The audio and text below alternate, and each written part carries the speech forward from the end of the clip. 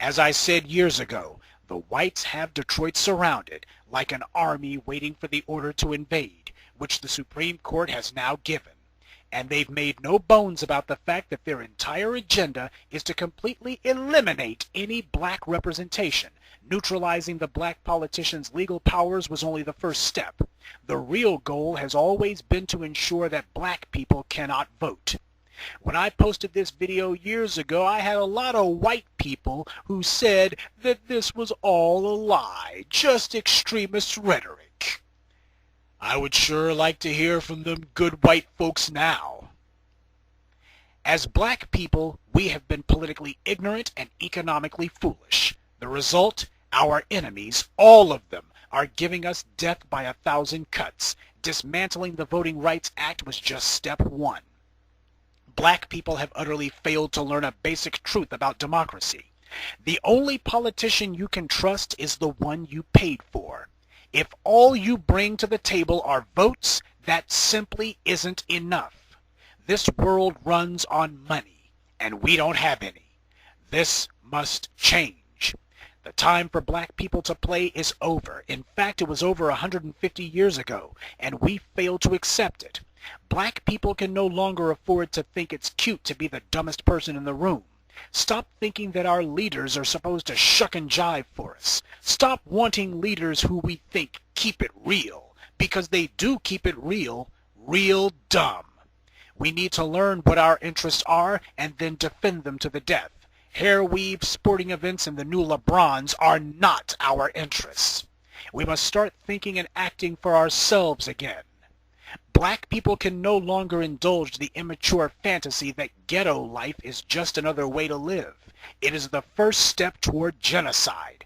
Corral the undesirables into poor, dirty hovels and then eliminate them at your leisure. It is game over for acting in ways the white media has told you to.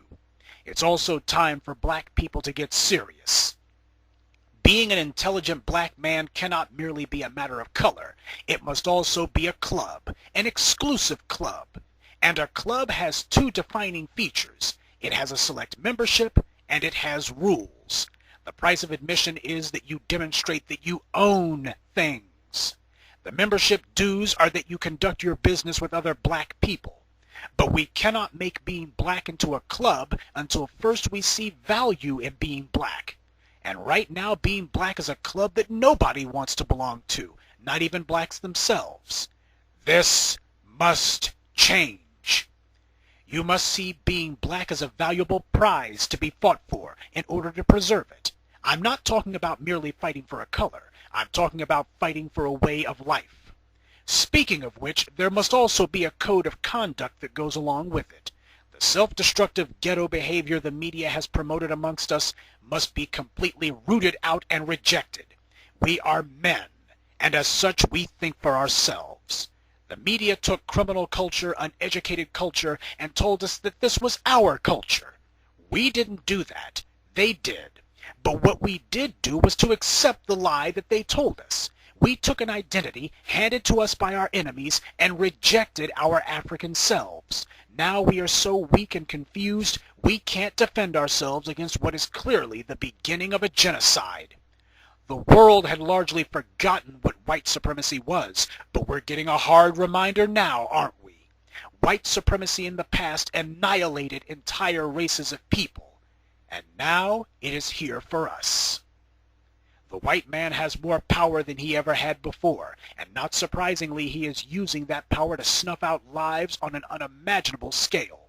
He is devastating the planet's very ability to sustain human life. White power no longer means black destruction.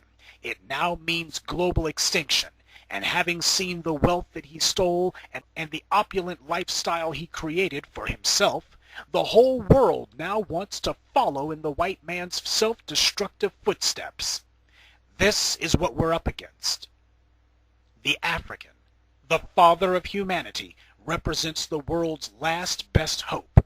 He is the only one who still has enough sense to resist the white man's pernicious, corrupting influence. The question now is, does he also have the willpower to do so?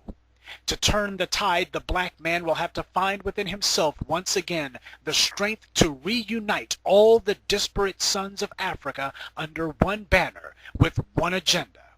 Whether it be the halls of government, business, or academics, we must need to see black people in charge of these institutions, and to see them led by an African value system. This is why knowledge of self is so important. A man without an identity only has the ability to be one thing: a servant of others.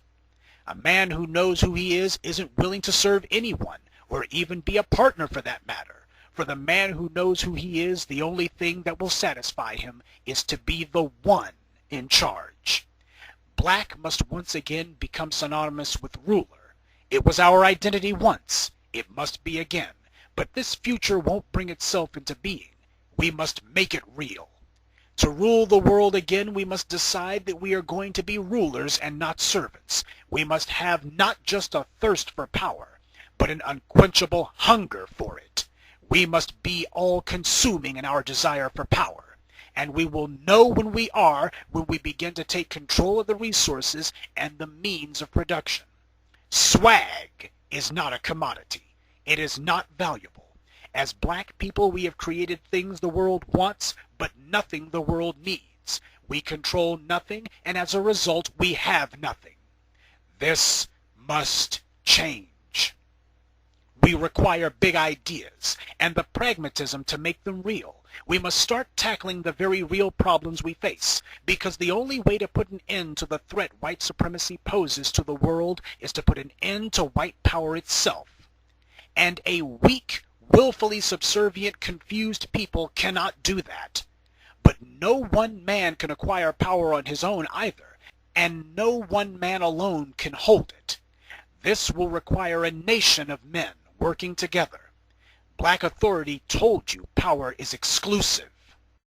I'm a firm believer in aggregating power. I'm also a firm believer that power is not inclusive, power is exclusive.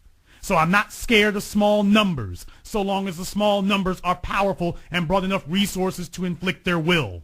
And once we start putting something into place, other people are going to gravitate to that. But they can't gravitate to what you don't have.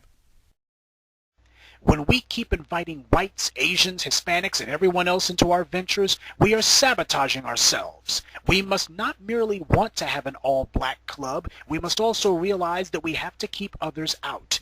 Because non-blacks are not going to put our interests before their own, and the black man being in charge is not in their interests. The question is it in yours? We must show respect for ourselves and for each other.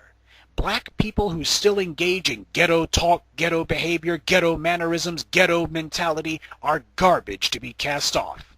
We must have a zero-tolerance policy for those who still wish to act like children. We will regain power when we relearn to unite with one another. Look in the mirror and relearn how to love what you see. Look at your black brethren in sorority and love what you see. Embrace knowledge, because that was the black man's first and most important gift to the world. Black first isn't a bad thing. In fact, it's the only good thing this sorry world has left. The black man has the power to change the world. He's done so countless times in the past. But first, he must change himself. Black people have to supply to one another what we need. Black businessmen to employ us and give us economic strength.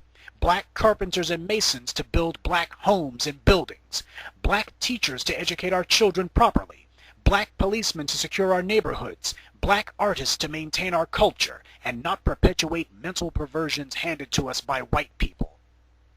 Everything in this current society has been perverted into a tool of white supremacy. Even the things you think are for black people are actually white tools in disguise.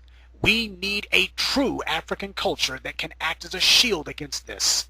Even in our weakened and ignorant state, we've still managed to have a huge impact on the world. Imagine how much more power we would have if we stopped being white people's puppets. Right now, we are content to be Employee of the Month instead of Chairman of the Board. We must come to see this for what it is. Laziness. It's easier to put in an 8-hour day instead of an 80-hour week, but This is self-deception. Yes, being the boss is more work, but it's also a lot more power. We've practiced how to settle for less, and now we're losing everything. As black people, we've made it a habit to poor-mouth each other. The most vicious boycott in the world is not the one the Asians have against us, it's the one we have against ourselves. We refuse to do business with one another, and we've convinced ourselves that this self-hating, self-defeating behavior is somehow cute. To us, we think if we spend money with each other, that's money wasted. Let me tell you something. Spending money with your people is never a waste of money. Buying hair weave from Koreans who happily mistreat us is money wasted. And if you're buying from white people, you might as well get a gun and shoot the first black person you meet. Our economic philosophy must be black first. Commitment to black people begins with you. How committed are you to your people? Do you make it a point to buy from your people whenever possible, even if you have to keep going out of your way to do so? Or do you take the easy way out and blame black merchants for not being convenient enough, not cheap enough, or their goods not being of high enough quality? Do you seek out black businesses to spend money with? Or do you only buy from black businesses when you have no other choice? As human beings, we are creatures of habit, and we've made it a habit to avoid dealing with one another. This has bred mistrust and contempt. We are strangers to one another. This must change. I'm telling you right now, you better make up your minds how you're going to go about being a people. You have to live your lives as black people because you can't be anything else. How you treat other black people, how you regard them, is a direct reflection of how you regard yourself.